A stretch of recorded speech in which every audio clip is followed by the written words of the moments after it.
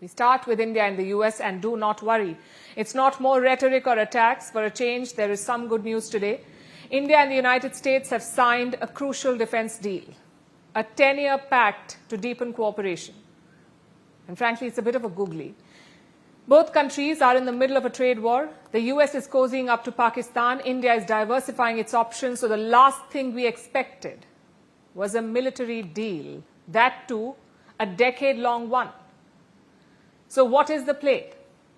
The deal was signed in Kuala Lumpur today.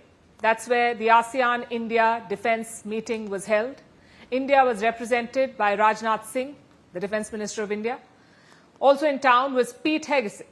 He is the US Secretary of War. Basically, he's America's defense minister. Rajnath Singh met Pete Hegseth on the sidelines. Later, both of them signed a 10-year defense pact. Listen to how India described it. The deal will usher in a new era in our already strong defense partnership.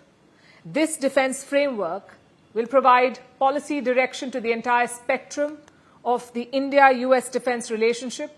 Our partnership is critical for ensuring a free, open and rules-based Indo-Pacific region. So India is quite thrilled about it.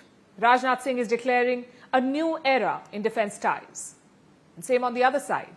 Here's how the US described the deal, and I'm quoting again. This advances our defense partnership, a cornerstone for regional stability and deterrence.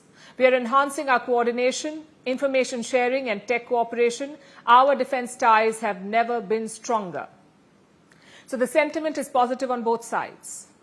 But what about the specifics? What will this agreement lead to? There is no detailed statement yet from either side, but we do have some hints.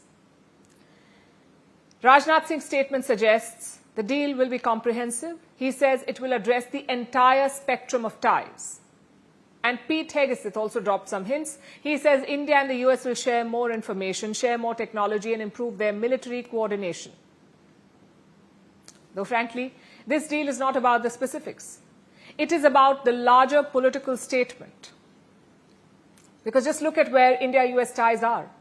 Arguably the lowest point in 2 decades. President Donald Trump has imposed 50% tariffs on India. He is supporting and arming Pakistan, yet the India-US military relationship remains unaffected. In fact, it continues to expand. So the broader message is quite clear. The trade conflict is separate from the strategic relationship. That will satisfy policymakers on both sides. Also look at the time frame. 10 years may not be a long time in geopolitics, but for a president on his last term, it is a big deal. It is a statement of intent from the United States establishment, sort of like a long-term bet on India. At the same time, it's also a message to China. Both Rajnath Singh and Pete Hegseth alluded to this. The Indian defense minister said Washington and New Delhi would ensure a free, open Indo-Pacific. That is doublespeak for taking on China. Hegseth called this deal a cornerstone for regional stability. Again, the same message in a different form. The question is, how should India see this outreach? Well, partnerships are always welcome. India is looking to diversify its military purchases, and the US fits neatly into that plan. Having said that, there are concerns too. For example, jet engines. The US is contracted to supply engines for India's Tejas jet. Those shipments have been delayed, and by extension, the jets have also been delayed. Same with joint production. India and the US agreed to jointly make jet engines. There is no progress on that front either. I'm sure the specifics will be discussed down the line, but for now, this deal is all about the messaging.